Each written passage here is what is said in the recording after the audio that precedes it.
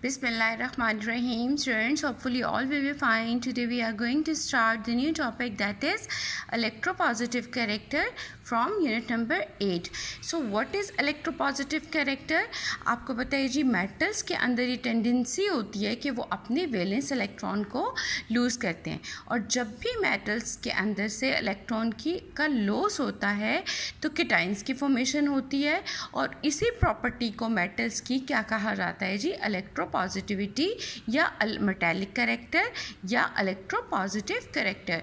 Here we take the example of sodium.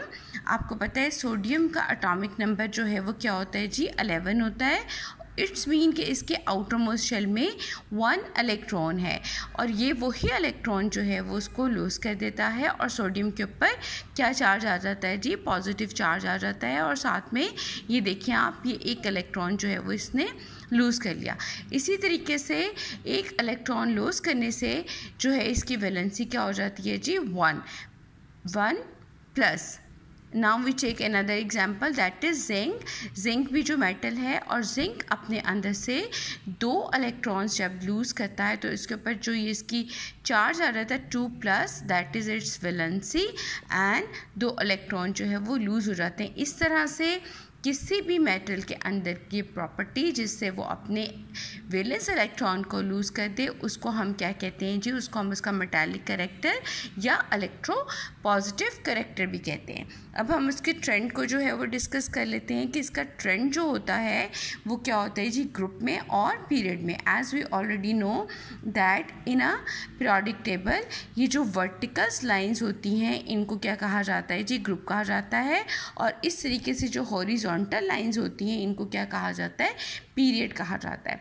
As we already know that अगर हम group की बात करते हैं तो एक्सेप्ट हाइड्रोजन, लिथियम से लेकर जितने भी फ्रॉन्शियम तक जितने भी जो एलिमेंट्स हैं, दीज ऑल आर मेटल्स. और आप देख रहे हो कि इनका जो यहाँ मैंने एटॉमिक साइजेस मेंशन किए हैं कि लिथियम का साइज़ 152, सोडियम का 186, पोटाशियम का एटॉमिक नंबर 19, और जो इसका जो एटॉमिक साइजेस है 227.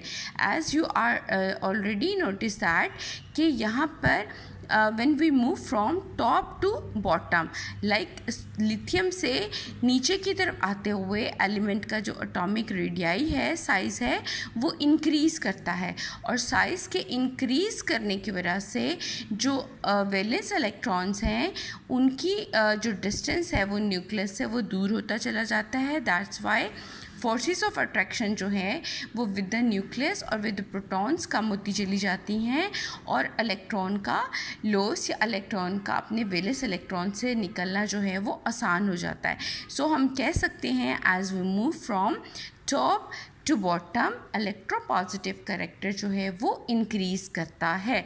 एज अगर हम बात करते हैं, if we talk about in a period, तो पीरियड्स में आप देखो, इस पीरियड की बात अगर हम कर लेते हैं, आपको नज़र आ रहा है लिथियम, बेरिलियम, बोरॉन. तो आप देख रहे हो कि इनके जो साइजेस हैं, अगर लिथियम का एटॉमिक रेडियाई 152 था तो बेरिलियम का कितना हो गया? 113, बोरॉन का 88, कार्बन का 77 सॉरी.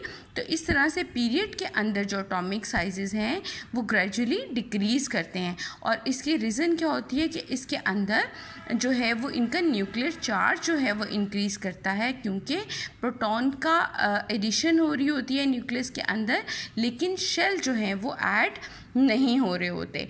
तो जिसकी वजह से जो है वो साइजेस जब इंक्रीज़ कर रहा होता है तो फिर वहाँ पर इलेक्ट्रॉन को लूज़ करना जो है वो मुश्किल हो जाता है.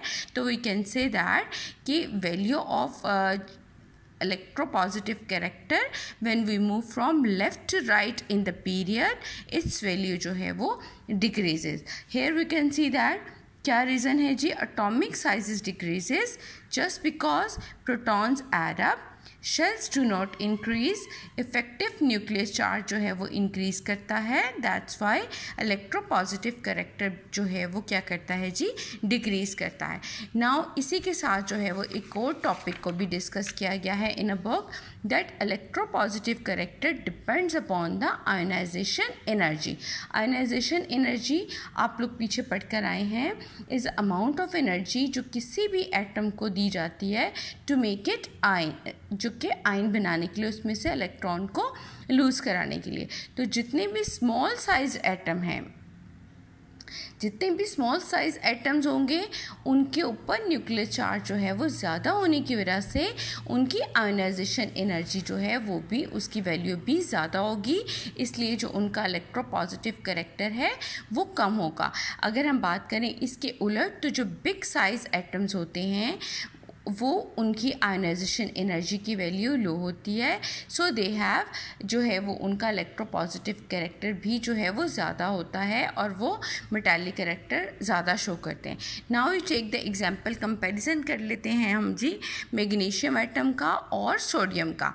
मैग्नीशियम जो है उसके आउटर मोस्ट शेल में 2 इलेक्ट्रॉन्स होते हैं, सेकेंड ग्रुप है, और सोडियम के आउटर मोस्ट शेल में 1 electron energy belongs to the first group, और इसका एटॉमिक साइज जो है वो क्या होता है 186 जो है पिकोमीटर, और इसकी जो आयनाइजेशन एनर्जी होती है, क्योंकि साइज इंक्रीज है, बिग साइज मॉलिक्यूल है, तो इसको एनर्जी, आयनाइजेशन एनर्जी की वैल्यू जो है वो कम रिक्वायर्ड है, that is 496 kilojoule per mole.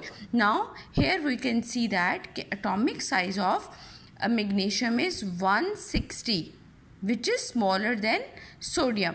Sodium के साथ अगर हम इसका कंपैरिजन करें तो एटॉमिक साइज मैग्नीशियम का स्मॉलर है, जिसकी वजह से इसकी जो आयनाइजेशन एनर्जी की वैल्यू है वो ज़्यादा होती है, that is 738 kilojoule per mole.